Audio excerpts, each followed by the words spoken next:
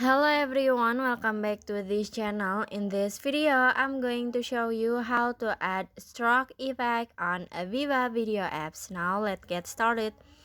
First, open your VivaVideo apps and open your project or add your videos that you want to edit. And after this, if you wanna add a stroke effect, so you just click on the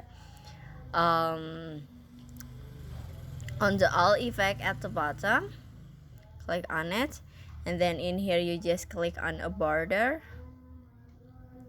and then in here you can see a stroke.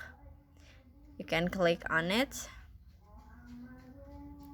and in here you can see the stroke you can add to your video. You can add stroke 1, stroke 2, stroke 3, or stroke 4.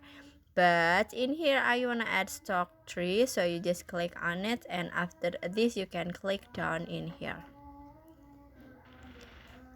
and finish. So that's how to add a stroke effect on a VivaVideo apps.